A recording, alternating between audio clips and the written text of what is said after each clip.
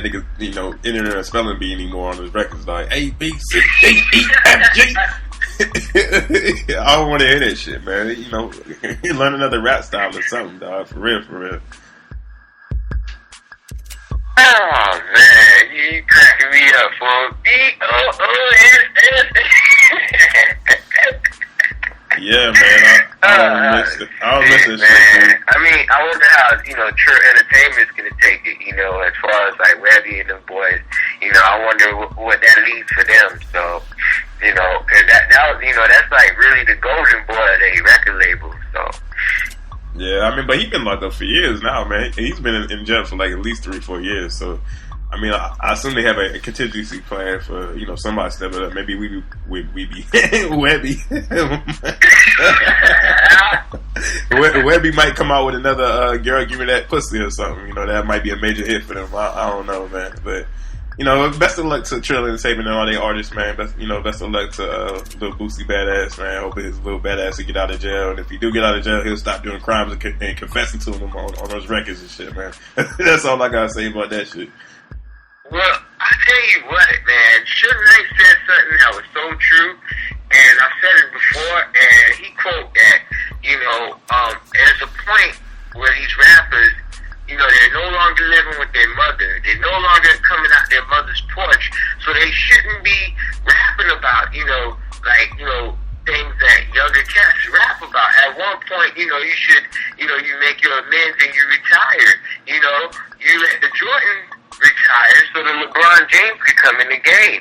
You know, like you can't be 30-something years old and you're still talking about, you know, stuff that you know that you done in the past. Let a young man, at first he coming out his mama porch, tell you what's going on out here. You know, and when he said that was one of the few things that Suge Knight has said that I kind of agree to. What you think? Yeah, I mean, that's real talk, man. As any person in life, you got to progress. But as a rapper, you have to progress too. Your music you can't be putting out the same music that you put out when you came into the game 10 years ago. For instance, you know, like maybe like a Snoop Dogg or something. You know, not to say that he makes the same music, but a lot of his music has the same thing. You know, his weed centric, blah blah blah. He fucking bitches and shit. So it's like, man, you got to move past that. You're 40 years old. It's like 40 plus probably. You know, you can't still be fucking bitches. I mean, you probably are fucking bitches, but you know, supposedly you married, you a family man and shit. Come on, G. You know, I'm not saying, you know, give me some Sesame Street raps, but give me some raps that's more applicable to your lifestyle. You know, so Suge Knight for once, he actually said some shit that made sense. Hello? Yeah, I'm here, man. Can you hear me? Yeah, man.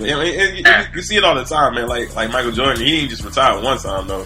He retired 3 times. So it's hard to give up something that you love. I mean, look at you know, one of your favorite rappers, man. He on one of my top lists, but Too Short, dog. That nigga never retired. I mean, he said he was gonna retire after getting it. That was like 13, 14 years ago, and he's still putting out albums. He's like 55 and shit. Yeah, man, I had to retire that. I retired Too Short. I retired on album 21. I retired though. I said, motherfucker, if you don't want to retire me, I'll retire you my damn self. Cause I got tired of hearing them talk. You know what I'm saying? Like, my rappers, I would love to see, like, my favorite rappers progress, man. I would love to see them, like, you know, like Dr. Dre or Timberland, or like, you know, Jermaine Dupri, like, you know, producing or venturing into other projects, you know. But, you know, you don't see that a lot. So it is what it is. I got another thing. People's Magazine elected Beyonce as the most beautiful woman. What do you think about that, bro?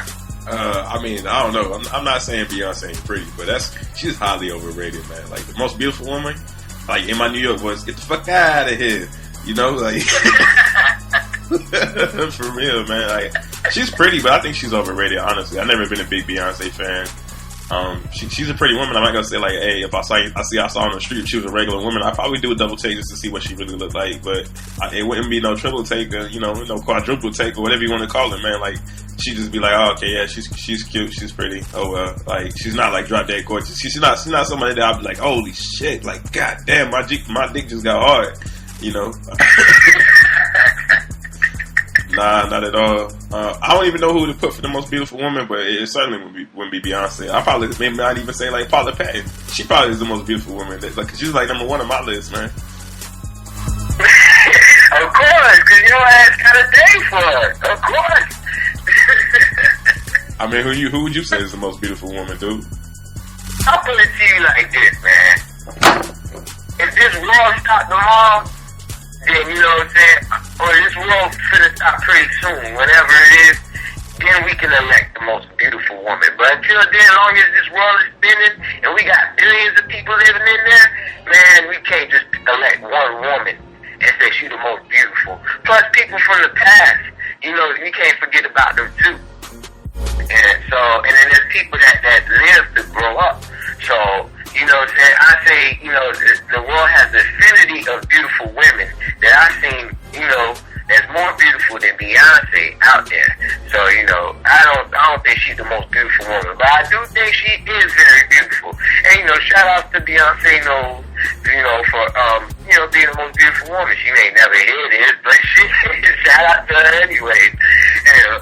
Yeah, man. You know what? They just do it for every year. Every year, People Magazine come out with a list of the most beautiful women for that year. So they're not saying it's the most beautiful woman of all time, but you know, just the beautiful woman for that year. So I mean, you know, definitely shout outs to her accomplishment as being acknowledged as the most beautiful woman for 2012. But you know, I certainly disagree. So. Hey,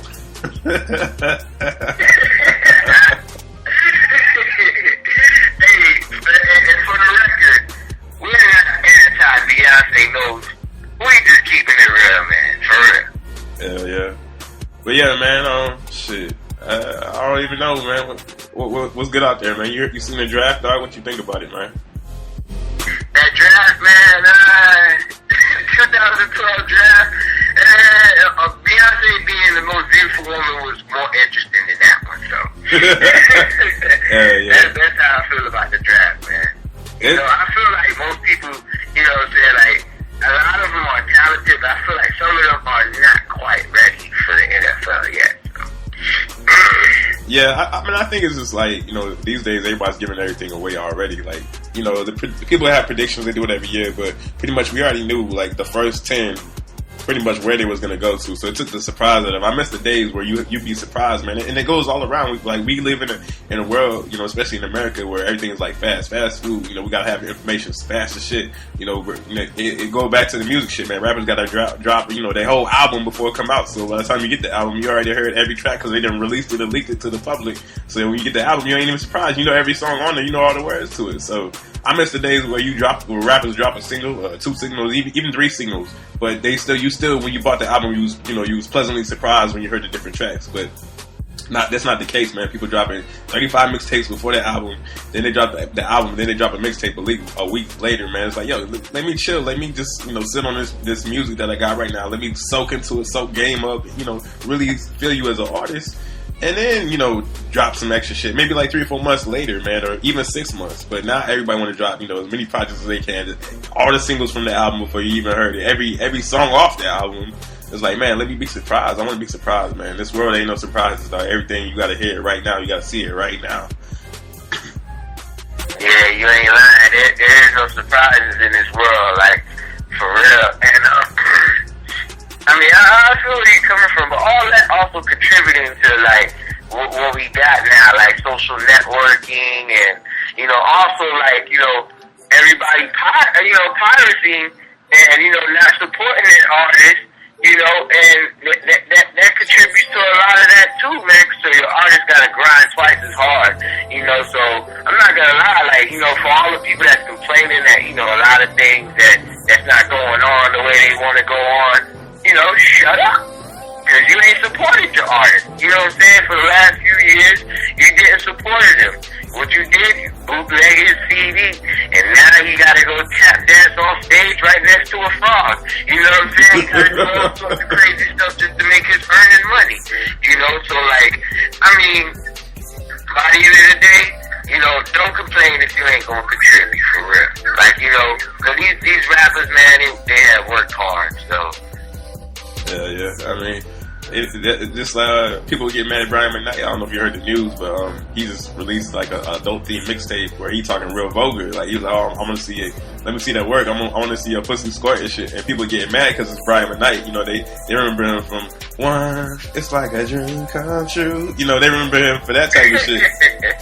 Now they getting mad because he talking vulgar, and he's like, man, you know, it's a shame that I had to do this type of shit for you guys to notice me. I guess he's been putting out the albums for like the last couple of years, ain't nobody really buying them. But it just shows you how, you know, how bad the music climate is, and even a legend like Brian McKnight gotta stoop to, you know, Trey Songz type of level to get noticed. So, you know, I mean, I'm not bad at Brian McKnight. If you want to make a song about the pussy, I'm sure he's created, you know, untold millions of babies, dog. So, I mean, let him make a song about the pussy if he wants to, man. You know, don't get mad at the dude.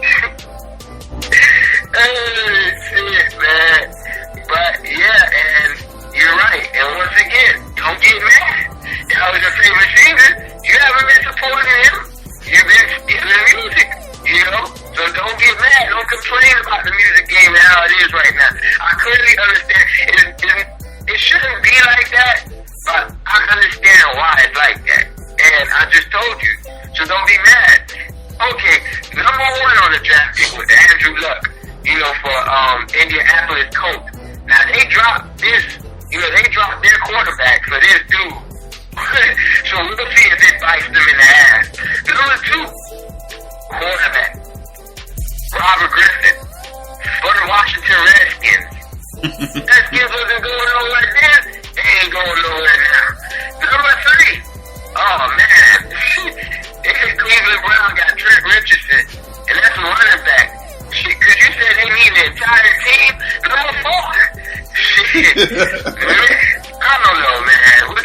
Well, I don't know. Y'all may get mad, but y'all know it's true. I'm sorry to break the news for you. Let's continue talking about more important stuff. Switch subject. What's going on, Carter? I mean, ain't nothing too much going on in the world that I know of that's really important, man. You know, hip hop news.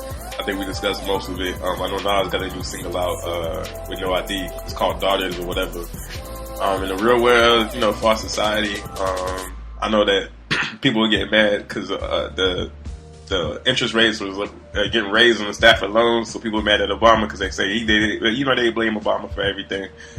But yeah, man, that's pretty much it, dog. There's nothing real pertinent that I know that's going on that we should be discussing here at Flyboy Radio, because, you know, we love to entertain as well as educate, so that's our goal. So we like to do both. That's the reason why we wanted to do the round table, but as you know, we had complications and it didn't work out. So, I mean, that's pretty much it, dog. I ain't really got too much else, man. You got something? How do you feel about the Romney and Obama, like, you know, election?